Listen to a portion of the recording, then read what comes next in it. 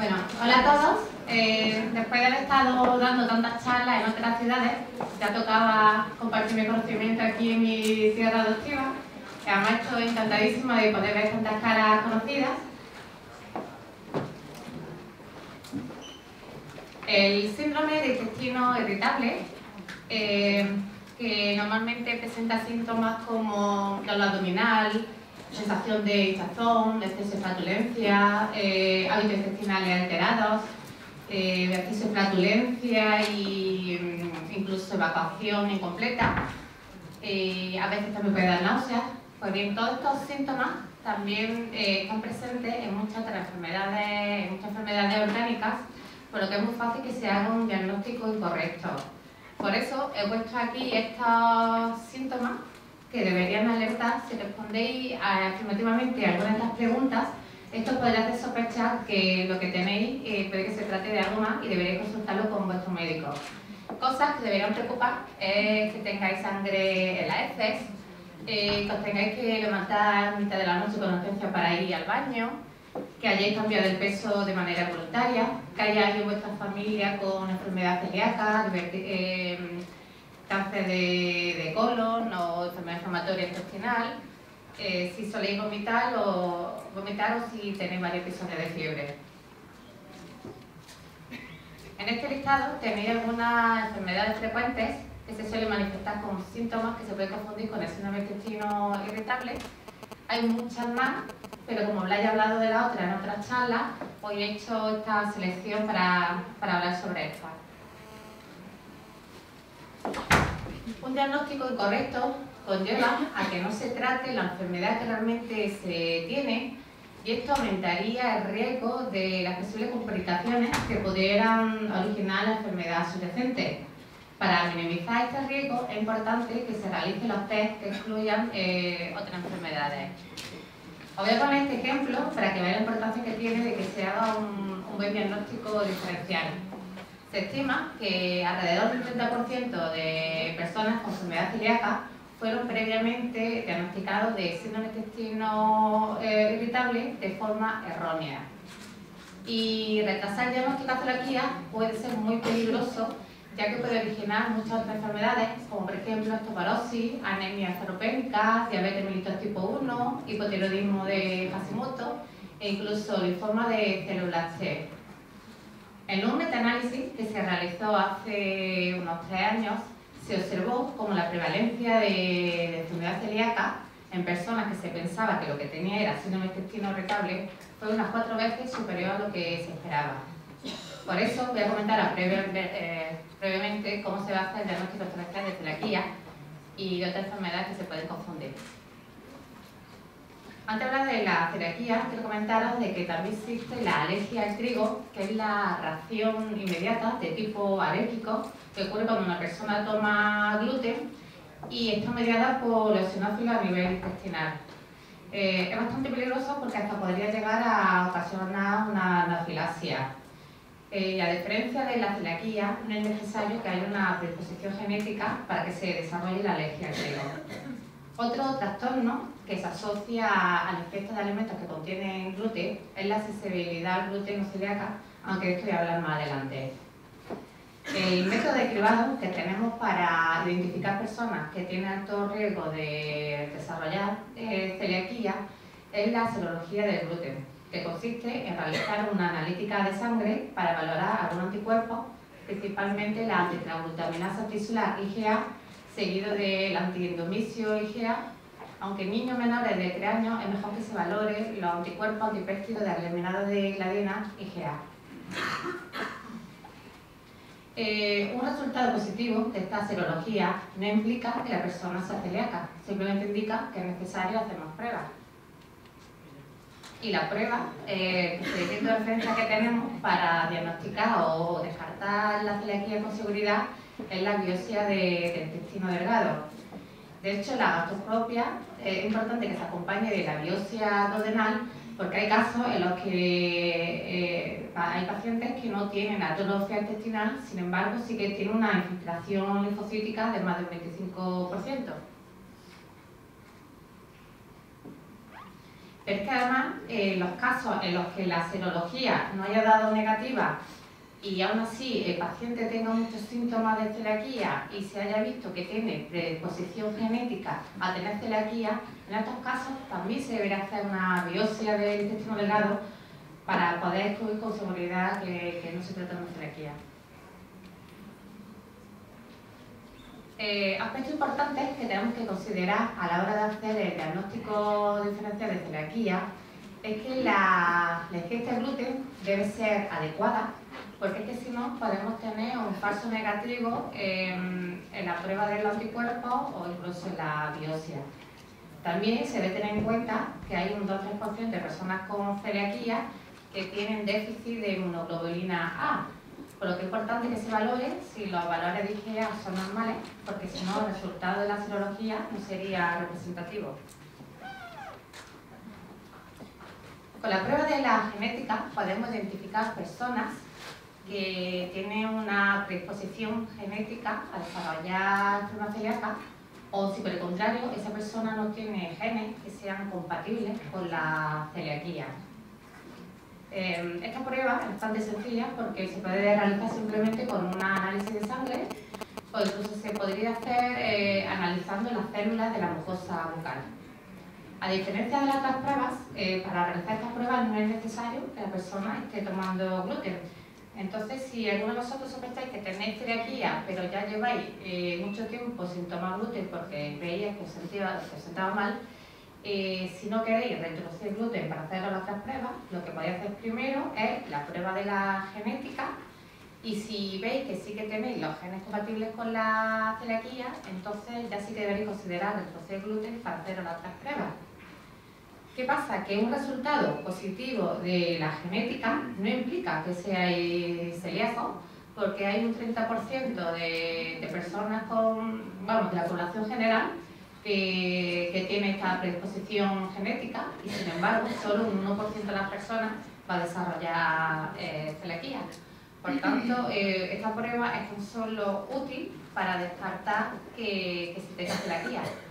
Pero es que además, para poder descartarlo con seguridad, es necesario de que se realice el tipaje completo, porque normalmente tan solo se valora los genes HLA, DQ2 y DQ8, porque el DQ2 está presente en el 90% de los celíacos y el DQ8 en el 5% de personas celíacas.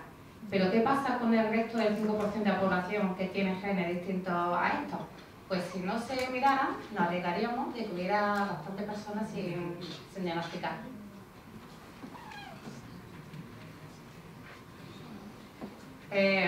Otra enfermedad que es fundamental de que se descarte correctamente es la enfermedad inflamatoria intestinal, que incluye la enfermedad de Crohn y la colitis ulcerosa. Esta enfermedad está asociada a la inflamación del colon, por lo que se podría observar con una endoscopia, a diferencia del síndrome de intestino irritable, en la que con una endoscopia no se va a observar nada. Hay un marcador que nos puede hacer sospechar de que se trata de una enfermedad inflamatoria intestinal, que es la calprotectina fecal, ya que este marcador se encuentra elevado cuando hay una inflamación activa. La calprotectina es una proteína que libera los glóbulos blancos de defensa que están involucrados en la inflamación intestinal. Además, la calprotectina no solo nos va a valer para descartar que se trata de una enfermedad inflamatoria intestinal, sino que además se puede utilizar para evaluar la actividad y la severidad que tiene la enfermedad inflamatoria intestinal en el caso de que se tenga. ¿Por qué es tan importante que se haga un diagnóstico correcto entre esta enfermedad y el síndrome de intestino irritable?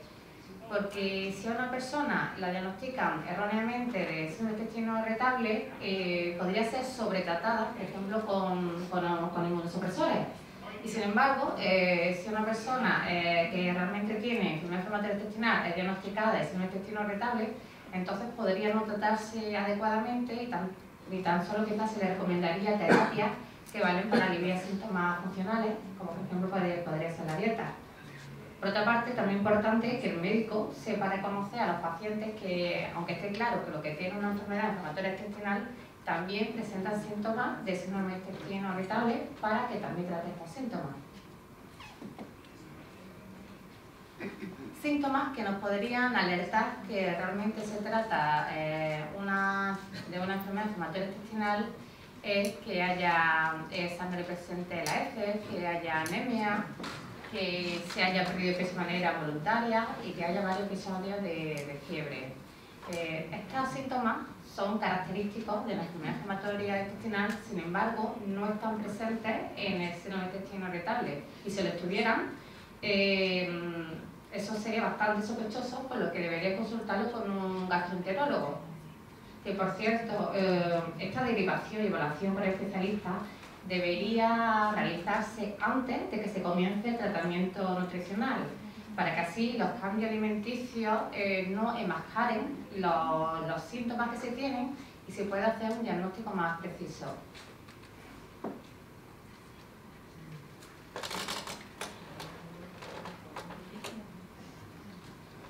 Los divertículos son una especie de pequeñas bolsas que crecen hacia afuera y se forman en la pared interna del intestino. Además pasa justo lo contrario de lo que ocurre con los pólipos, que realmente lo que como crece hacia adentro. Cuando se tienen estas bolsas o divertículos, se dice entonces que esa persona tiene diverticulosis, y si se infectan o se inflaman estos divertículos, entonces se dice que se tiene diverticulitis. Los divertículos son más frecuentes con la edad. De hecho, hay un 40% de personas de más de 60 años que los van a tener.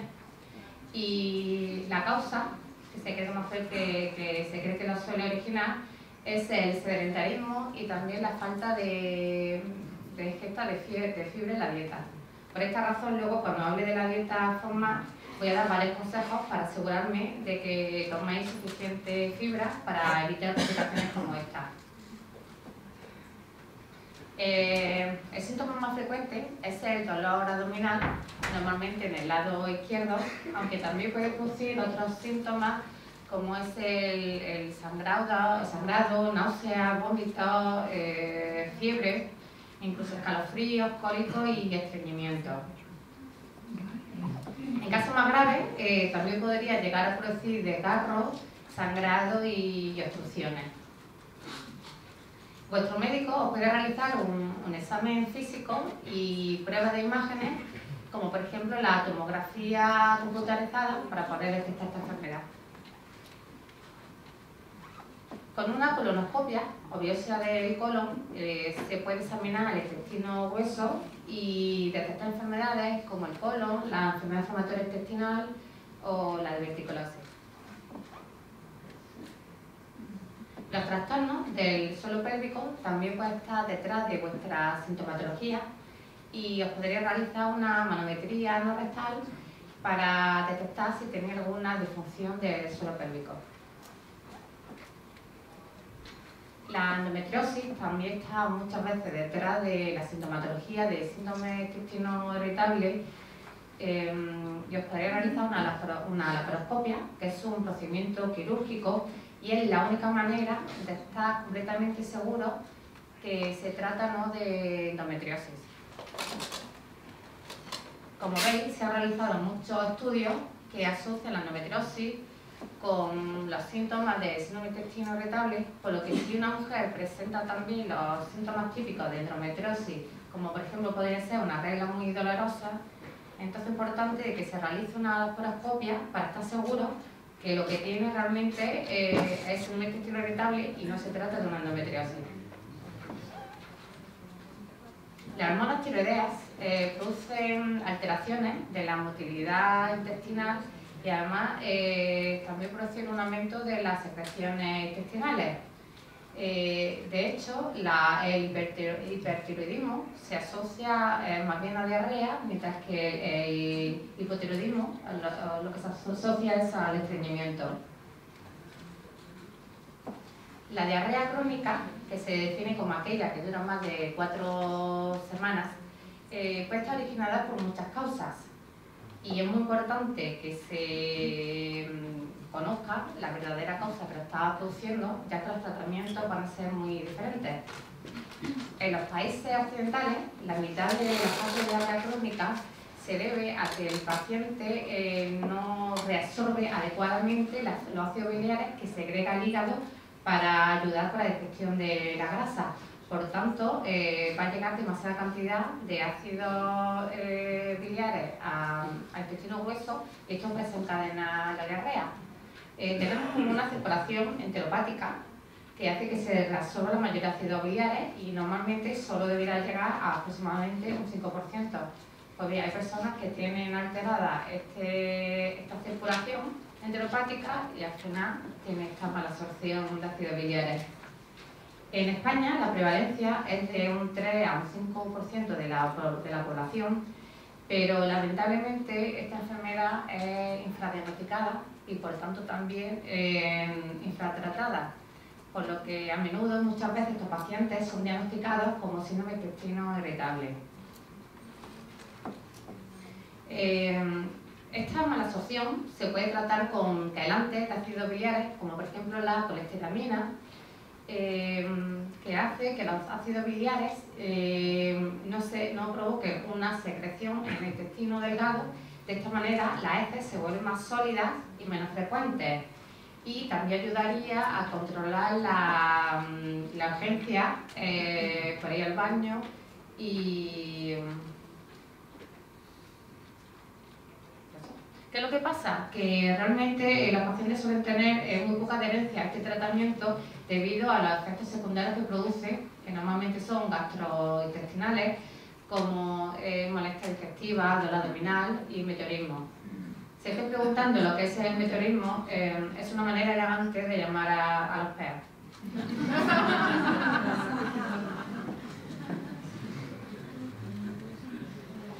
La insuficiencia pancreática exocrina puede ser también otra causa de diarrea crónica debido a la malabsorción de grasa que produce. Hay varias herramientas que nos permiten diagnosticar esta insuficiencia, como por ejemplo la determinación de la elastasa pancreática en la materia fecal.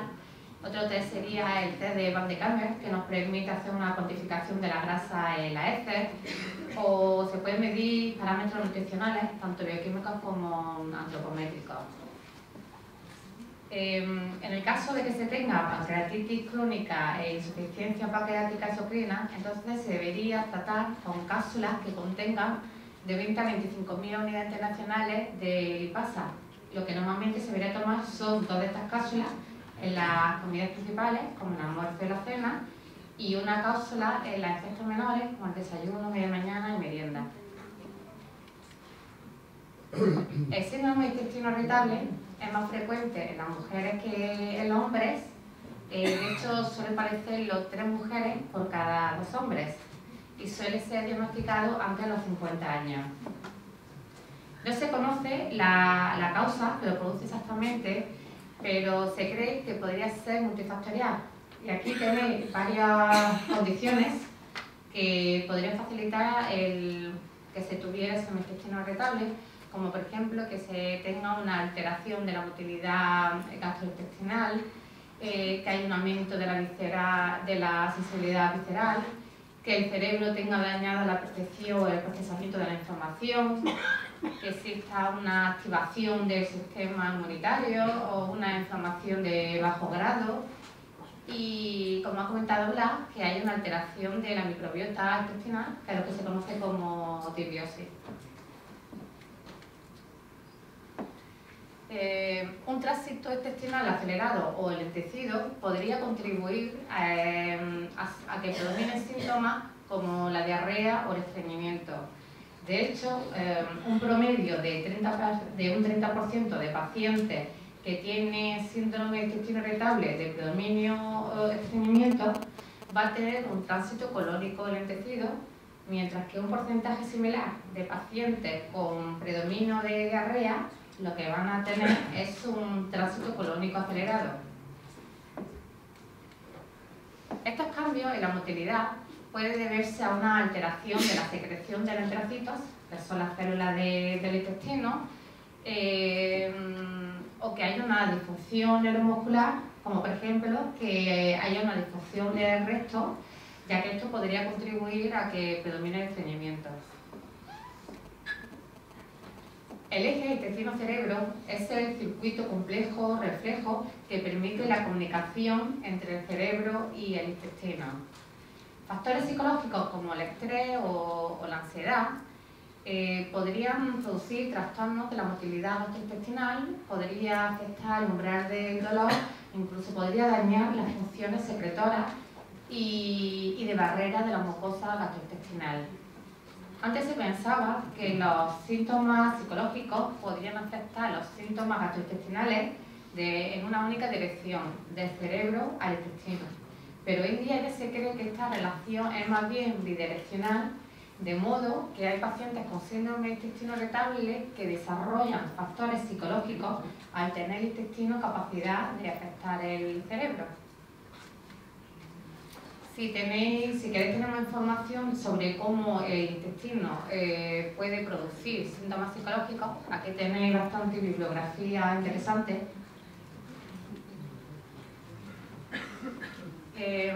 Para valorar la sensibilidad visceral se han realizado estudios con un barostato rectal que consigue inflar un balón en la zona del recto, aunque con esto también se puede valorar la sensibilidad en otra zona del tubo digestivo. Pues bien, en este estudio se ha observado como hay una activación en algunos pacientes, hay una activación incrementada en algunas regiones del cerebro que se encargan de la modulación endógena del dolor. Y este estudio ha permitido confirmar que hay una desregulación del sistema nervioso central en algunos pacientes con síndrome de intestino irritable. Gracias a los avances tecnológicos podemos tener un mejor conocimiento sobre el microbioma y hemos podido conocer las diferencias que hay entre la microbiota fecal de pacientes con síndrome de intestino irritable y personas sanas, aunque todavía queda por esclarecerse si estas diferencias son la causa o la consecuencia de este síndrome. El principal modelado externo de esta microbiota intestinal va a ser la alimentación. De modo que nuestros hábitos alimenticios pueden influir y afectar a las poblaciones microbianas tanto a corto como a largo plazo.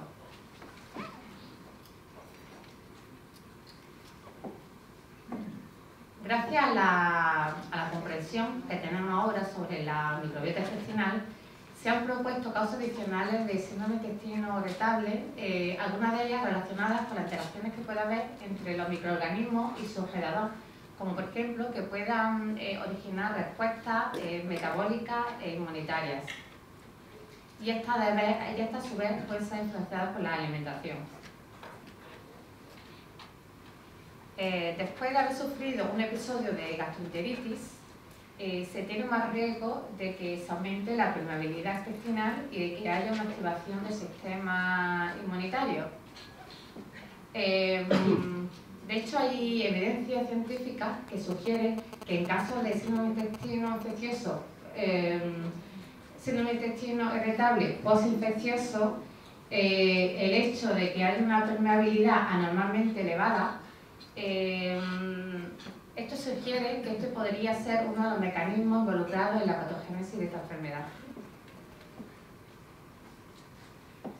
Como hay un riesgo incrementado de desarrollar síndrome de intestino irritable después de haber sufrido un episodio de gastroenteritis, esto apoya la creencia de que puede haber una inflamación de bajo grado y una activación del sistema inmunitario que explique esta mayor incidencia después de haber tenido un episodio de gastroenteritis. El síndrome de intestino irritable es una enfermedad crónica y recidivante y los síntomas pueden variar muchísimo intensidad de un momento a otro, de modo que algunas veces puede estar incrementado y otras veces puede estar disminuido. Y además, la gravedad de la sintomatología puede ser muy distinta de una persona a otra. Actualmente no hay ninguna prueba médica adecuada que nos permita diagnosticar el síndrome de intestino irritable, por lo que se utiliza es el criterio de Roma 4, que se actualizó en el 2016, y este nos permite clasificar el síndrome de intestino irritable según sea el síntoma que predomine, de modo que tenemos el tipo de estreñimiento, tipo diarrea, el tipo mixto cuando hay una alternancia entre diarrea y estreñimiento, y el no clasificado cuando realmente no está claro a qué tipo pertenece. El criterio Roma 4 utiliza la escala de heces Bristol, que es una herramienta diseñada para clasificar la forma de las heces en una escala de 7 puntos, que va desde el tipo 1, que son las heces maduras, esta de como las cabrillas como las caquitas de las cabras, al tipo 7, que es cuando la diarrea es totalmente líquida. Vale, vamos a pasar a la segunda parte de la charla, en la que voy a hablar del tratamiento nutricional del síndrome intestino irritable, aunque me voy a centrar en la dieta baja en forma, porque hoy día es la que se considera que es la dieta más efectiva para tratar el síndrome intestino irritable, sobre todo el que tiene predominio de diarrea.